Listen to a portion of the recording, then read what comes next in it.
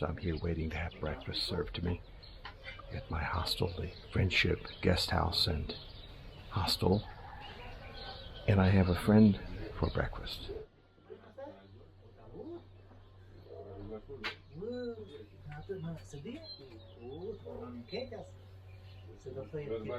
That's Tommy, and he gets along well with his dog pal, Joy.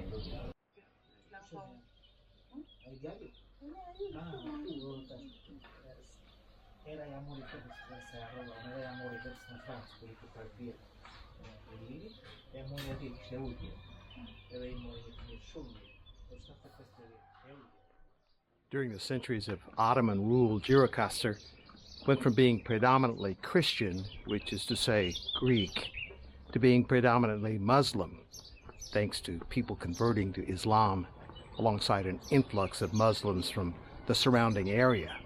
In fact, when Albania gained independence in 1913, the Greek-speaking population in this region was none too happy about it. They rebelled, established a short-lived autonomous republic, and made Gjirokaster its capital until the rebellion was quelled in 1921. Another political tidbit: Gjirokaster was the hometown of Albania's former dictator.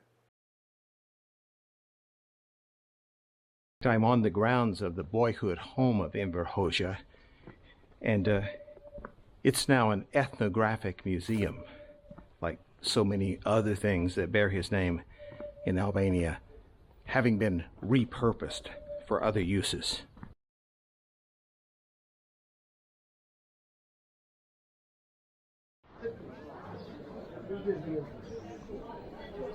Gjirokaster's old quarter is built around the still-thriving, centuries-old outdoor Ottoman bazaar, one of the few in existence.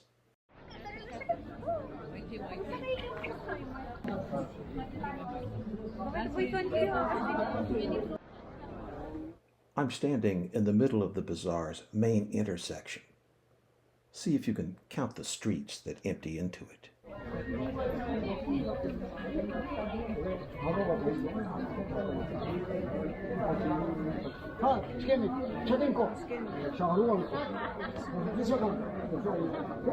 The answer? 5.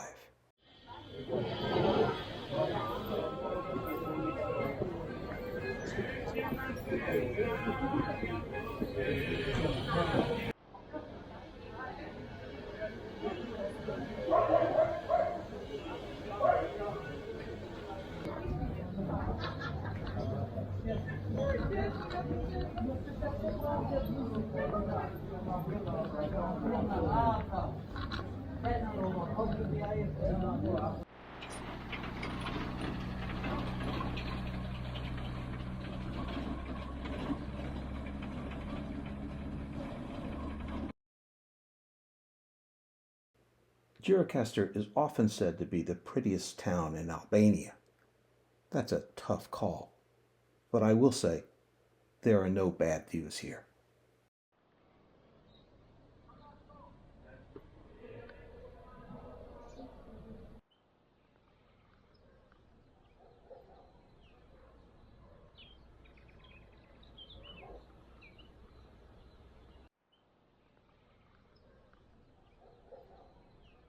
We decided to have lunch in a little neighborhood restaurant. I'm in an area of Gjirokaster, about 3/4 of the way up the hillside. Very pleasant residential area with mom and pop businesses and little cafes where people are enjoying a new meal. I'm on a little patio by myself, and I've ordered stuffed peppers along with a village salad, both of which sound great. And the gentleman just brought me, as a sort of a precursor of this lunch, some nice bread and some chocolate and strawberries, which I think I'll try to hold off on and use for dessert. So the rest of the meal has arrived, and just look at what I have here.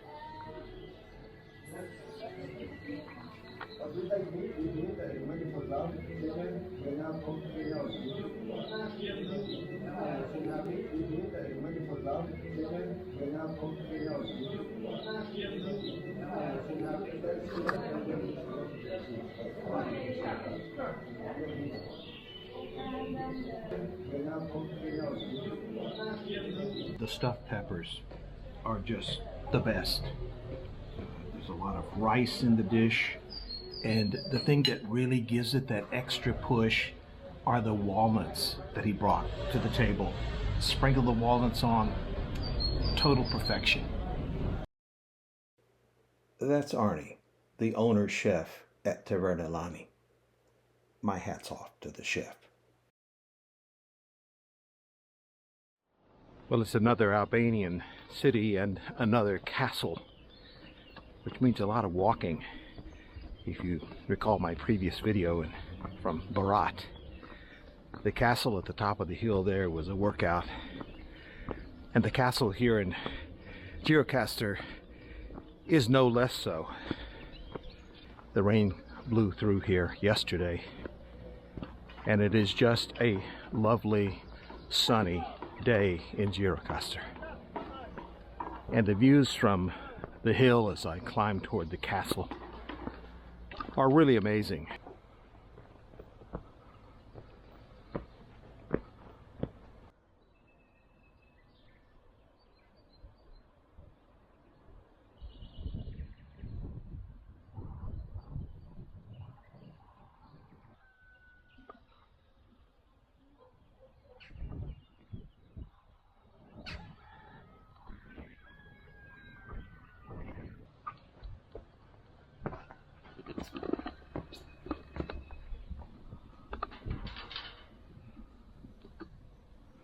Well, this is a problem. The gate's locked. So I guess I'm going to have to find another entrance to the castle, which means I'm going to have to hike back down and hike back up.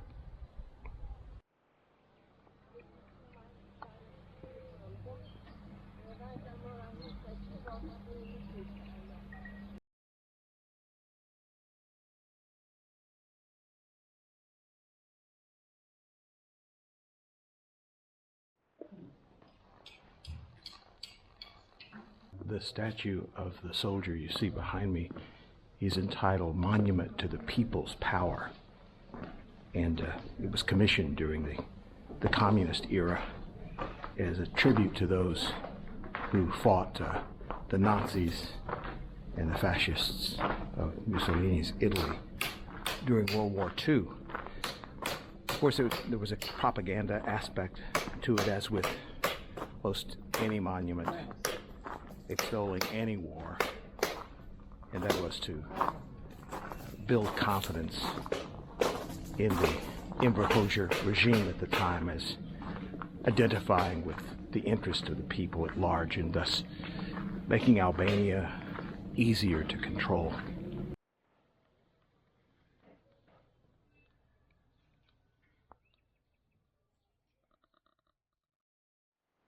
I'm in part of the castle that's devoted to a military museum, and you might be wondering, what's up with the U.S. military aircraft from the post-World War II era behind me? Well, remember, the military museum was established here during the communist days of Enver Hoxha, and it was thus an important propaganda tool, which gets us to the story of how this airplane, T-33 Lockheed Shooting Star, a reconnaissance and training aircraft, got to be here. As the museum explains it today, this Lockheed T-33 landed at Rinus Airport near Tirana in 1957.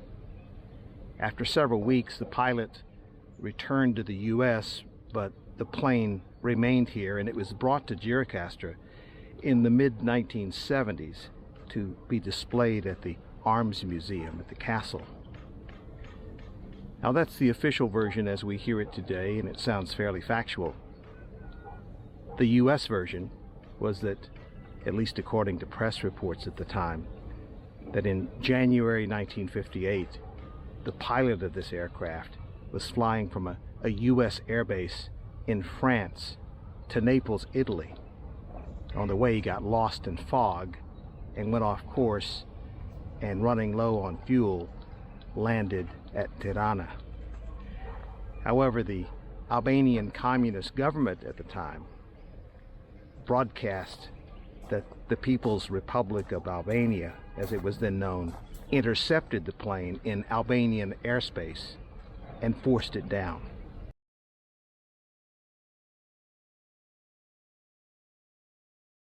The interior portions of this castle really do give you a genuine castle feel. It's almost as if it's a Hollywood movie set, except it's the real thing.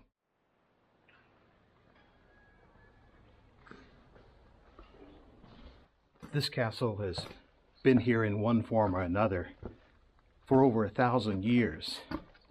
And like most castles, it has its legends. One of the more popular ones here is that of a 15th century princess who is said to have leaped off its walls along with her child in order to avoid surrendering to the Ottomans.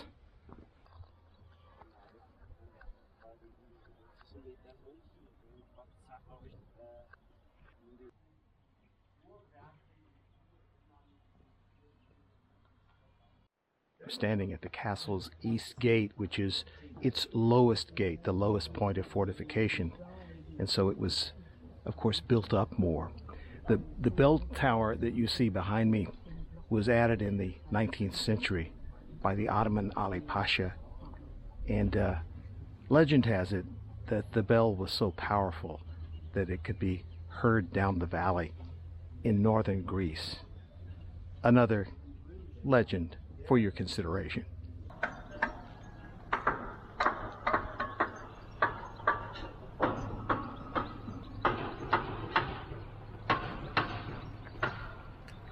The open space you see behind me was once a small village in this castle.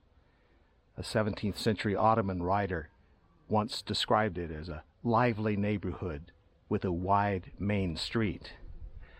Today, of course, it's fairly quiet. But on the occasion of the National Folklore Festival, this stage comes alive, and Albanians come here from, of course, all over the country, all over the Balkans, and even all over the world to perform traditional dance and song.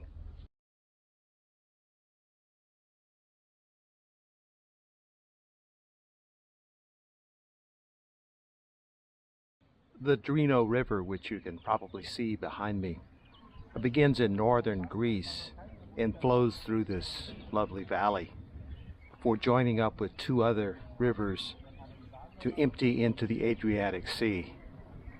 And of course, since this is a place of antiquity, the towns were built along the sides of the mountains, and the hills and mountains themselves are filled with ancient monasteries, churches, and later mosques. Gjirokaster is surrounded by spectacular scenery.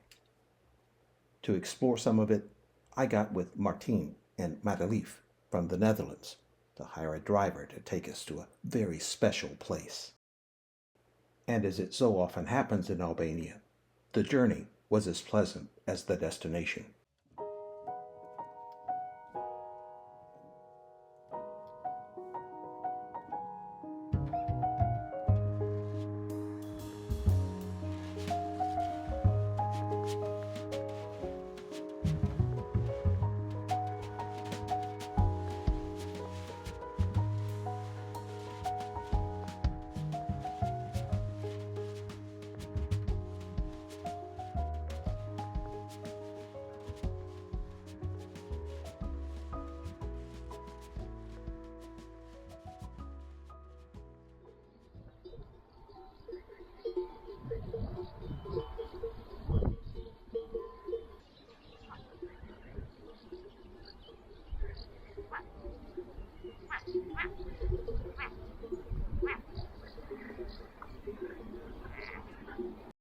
The place we've come to see is the source of this river, a bubbly spring called Blue Eye. This is just a lovely spot in the middle of the mountains in a narrow valley, a woods filled with sycamore and oak trees, and all sorts of wildlife, especially frogs. So directly underfoot is the Blue Eye itself, where the waters flow up from underneath.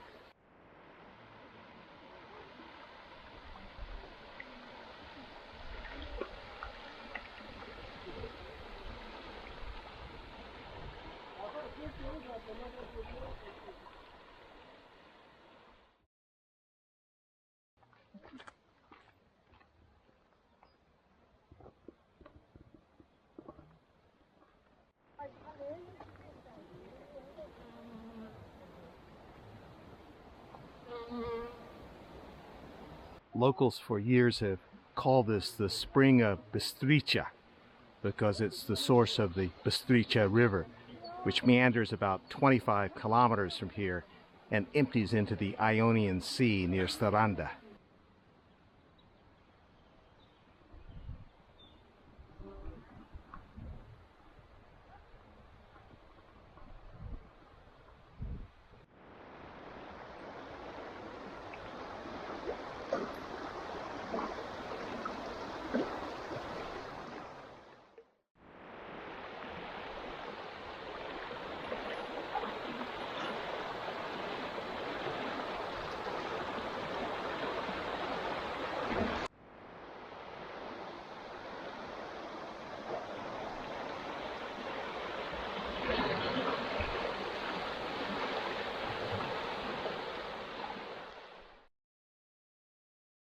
Back in Gjirokaster, about to enjoy an early dinner. The day is ending as it began, with the gentle sounds of a place that seems peacefully detached.